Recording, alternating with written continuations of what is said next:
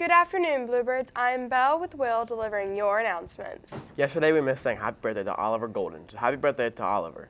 And then happy birthday to Owen Hatt, who is celebrating his birthday today. 2 of our students are winners in the Kentucky Jumpstart Coalition's poster contest for Kentucky Saves Week 2020. Congratulations to Avery Weefering, who came in first and receiving a $50 prize. Then Avery Hagedorn placed third. Congratulations, girls. Their posters will be on display in the State Capitol Rotunda during February and possibly March. Yesterday, February 20th, was National Pet Day. As we mentioned yesterday, this is a 3-part series, so here's part 2. Enjoy.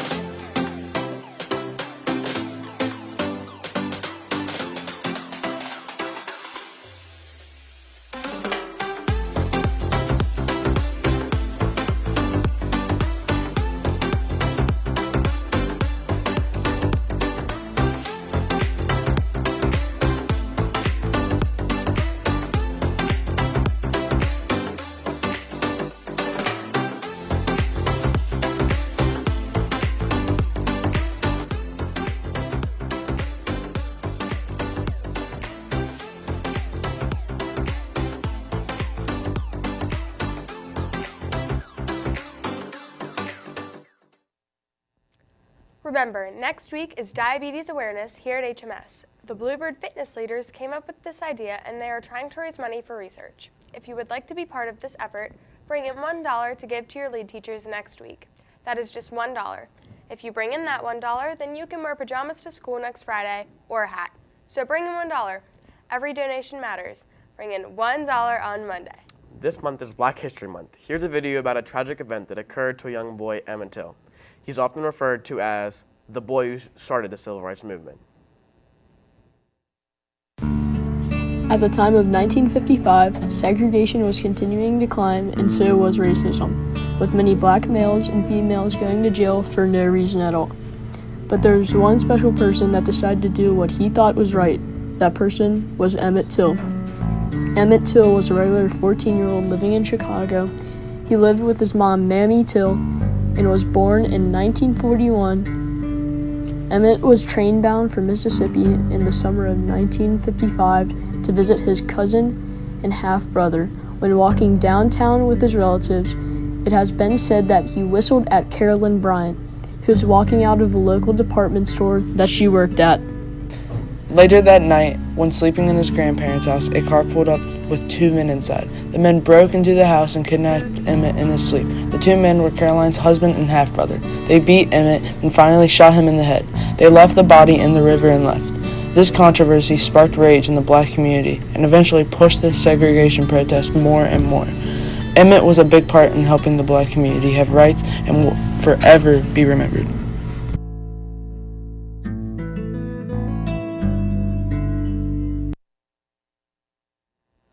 The story of Emmett Till is truly shocking and heartbreaking, and probably to many of us, an event we can't even comprehend. If you'd like to read more about this case, check out this book in the library. Don't forget, the talent show is tonight at 7 p.m. in the PAC. Remember to bring $5 to get in. Any 7th or 8th grade girl interested in being on the girls' golf team needs to attend a meeting on February 27th from 3:10 to 3:25 in room 107, which is Mr. Lipscomb's. If you plan to attend, make sure you're able to give Mr. Lipscomb your parents' email address and the adult woman's shirt size you wear. Before we go to our lunch menu, here's an update on the Winter Reading Challenge. The 6th grade lead class winning at this moment is Camp Schmidt with 143 books, with Ewalds in a close second with 119. The 6th grade team leading at this time is 6-1. Turning to 7th grade, the lead class in front at this time is Houston with 90 books, followed closely by Workman with 84. Team 7-2 is in the winning team at the point. Now for 8th grade totals. Lipscomb is in the lead with 47 books, closely by Klein with 43. 8-2 is winning at this time. So far, the school has logged 1,539 books. That's incredible. Continue to stay tuned for these updates. The challenge will end next Saturday at midnight. You will have a little over a week to enter another book. Come on, 8th grade.